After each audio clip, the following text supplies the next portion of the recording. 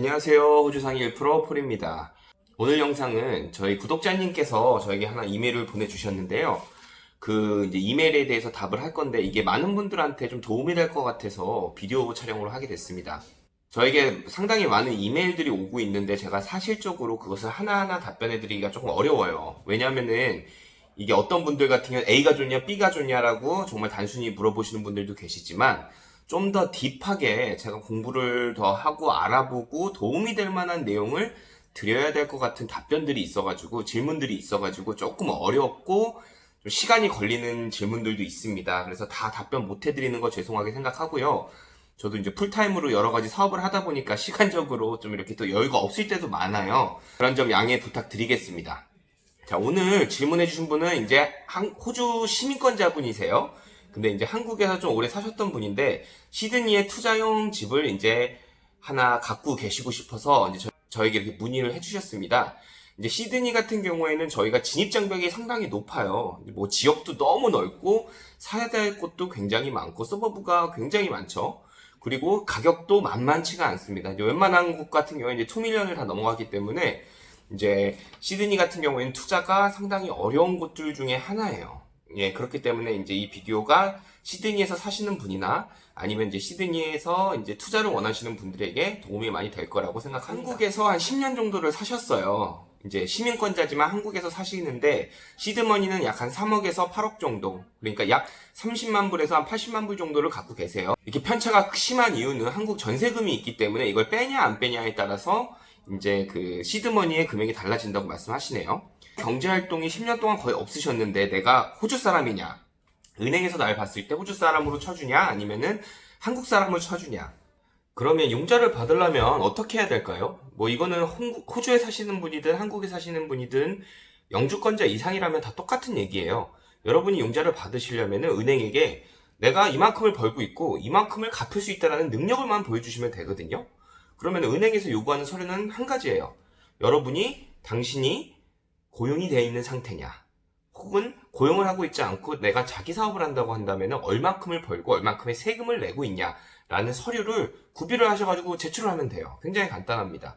물론 사업을 하시는 분들은 조금 더 까다로울 수가 있어요. 하지만 이제 이분 같은 경우에는 호주에서 사업을 하고 있지는 않으니까 단순히 호주에 이제 들어왔을 때 한 3개월 정도 풀타임으로 일을 하시고 많이 구할 수 있다면 이게 물론 쉬운 얘기는 아닙니다. 하지만 이제 풀타임으로 일을 하고 있고 시드머니가 충분히 있기 때문에 만약에 이제 처음에 내는 디파짓이 30-40%를 낼 수 있다고 한다면 제가 생각했을 때 그렇게 어려울 것 같진 않아요.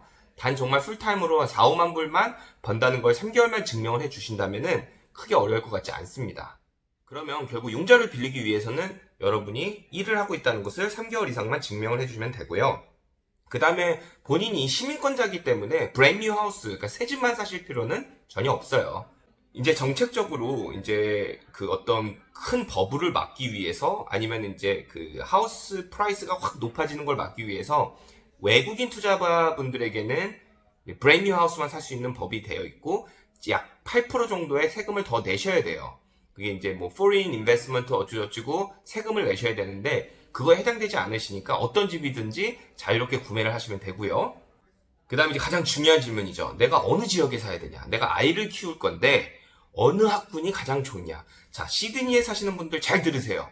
시드니는 학군이 그렇게 중요하지 않아요. 왜냐? 한국 분들 같은 경우에는 일반적으로 교육을 잘 시키시거든요. 그러면 시드니에는 약 4-50군데의 셀렉티브 하이스쿨이 있습니다. 자, 이게 무슨 말이냐 하면은 그 사립학교, 그 다음에 공립학교로 나뉘어지죠. 공립학교는 국가가 하는 학교예요. 공립학교 같은 경우에는 거의 학비가 없고 그 다음에 좋은 공립학교는 무료로 들어가고 그 주변에만 살면 돼요. 하지만 시드니는 실질적으로 이제는요, 좋은 공립학교라 하면 셀렉티브 하이스쿨인 거예요. 자, 7학년부터 하이스쿨이 시작되는데요. 이 공립학교에 들어가려면 시험을 봐서 굉장히 잘 봐야 돼요. 그게 이제 셀렉티브 스쿨 이그잼인데요. 이거를 보통 한국 분들께서는 굉장히 잘 준비를 하시기 때문에 학군이 크게 필요가 없어요. 어느 학군에서 살든 시험을 잘 봐서 공부를 잘하면 들어갈 수 있습니다. 그 외에는 이제 사립학교로 나뉘게 됩니다.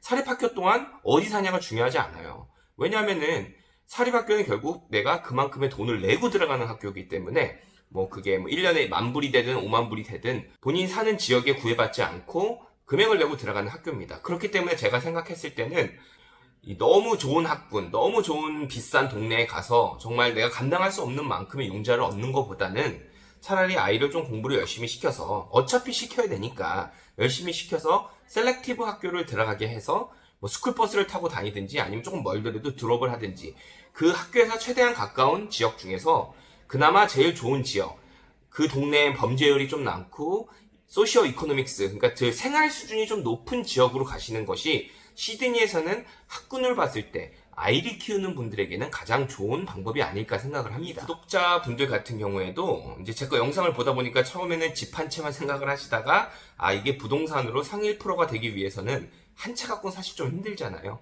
그렇기 때문에 좀 더 여러 채를 구매를 해야겠다라고 생각을 하시고 계세요. 앞으로도 제가 많은 영상들을 올려드릴 거예요. 그리고 이제 부동산 쪽 관련 영상을 좀 더 많이 올려드릴 거니까 좋아요와 구독 꼭 부탁드리고요.